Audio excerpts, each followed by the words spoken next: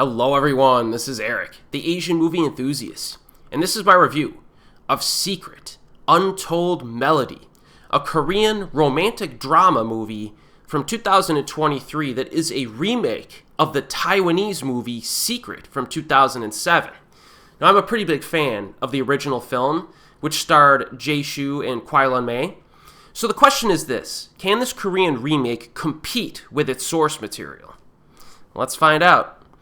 Kim Yoo-jun's promising career as a concert pianist is tragically cut short by a debilitating hand injury.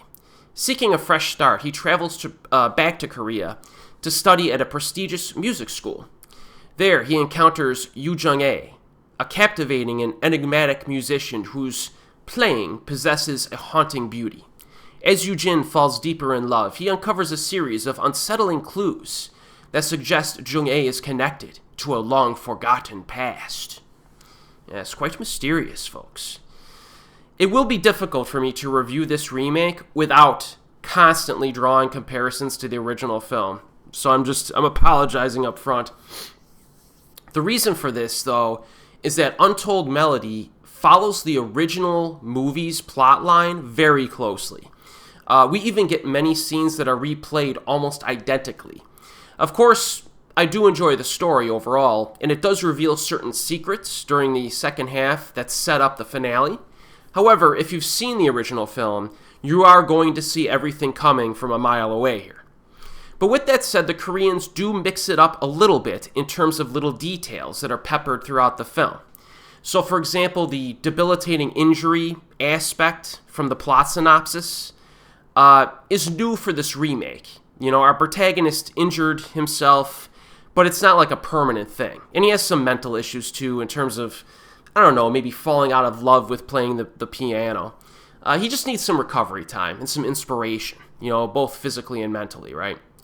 The side events in this are a little bit different, like the festival scene, which featured some magic tricks. That was quite different. Also, slightly more conflict between the lovebirds in this one. A few additional arguments mixed in, which added a slightly different dynamic. The original film had a few natural environments, like woodland areas and a lake. The same is true in this one, but the school environment has less greenery. Just like the color scheme is a little bit different here.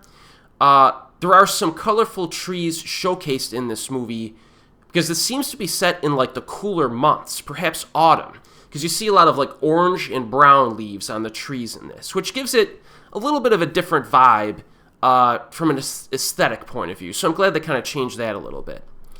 Piano music seems to be downplayed near the beginning of this, specifically like the opening half hour or so.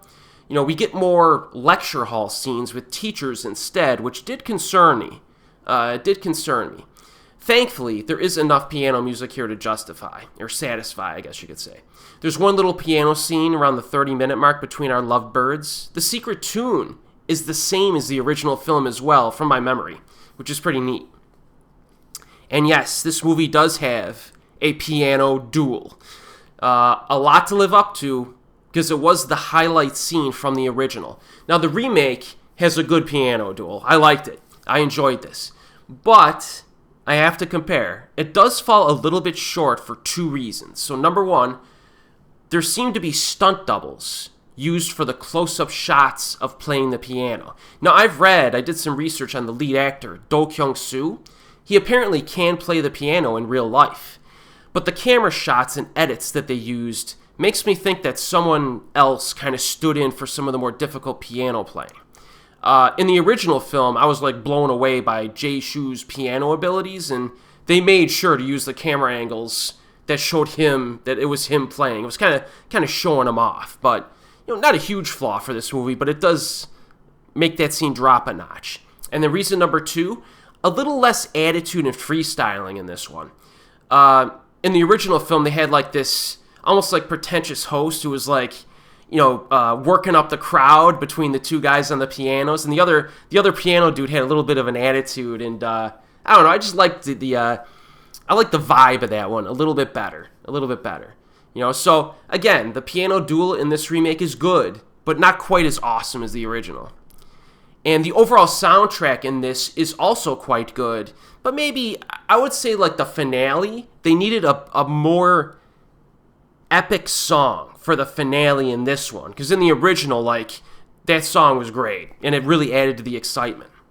Now, Untold Melody is sufficiently romantic. We even get a romantic bicycle ride, which is almost obligatory for films like this. I do commend this film for coming out in 2023, folks. And it's got like a pure-hearted tone that you would have seen from Korean romance films from the 2000s. Like, this type of tone is lacking in modern romances, which are generally more cynical, more cynical views on relationships. This one instead has like this feel-good, positive vibe going on, which I liked. Performances are good. Kyung-soo is probably a better actor than Jae-soo. I mean, I know, that's not a huge accomplishment, but, he probably is. And the lead actress, Jin-ah, is pleasant and convincing. But it is difficult to follow up May, who is one of my favorite actresses of the last 20-plus years. Seung-woo has a supporting role in this as the father character, which was originally played by Anthony Wong, and he does a fine job here. Always nice to see him. So, Secret Untold Melody is a solid movie. I recommend this. Does it separate itself, though? Does it separate itself enough from the original film to justify a double feature evening? Like, could you watch the original film and then watch this back to back? I'm not sure. I'm not sure it really differentiates itself enough. You know what I mean? So if you're someone who prefers the aesthetics and culture of Korea, you actually might enjoy the remake more, especially if you decide to watch this first. For me personally, though, in the future, I will probably just watch the original Taiwanese film. I think it's just better overall. But in any case, this remake is available streaming on Amazon. And the original is available streaming on YouTube. So, if you've seen both of these movies, which one do you prefer? Let me know. And as always, folks, I'll see you next time.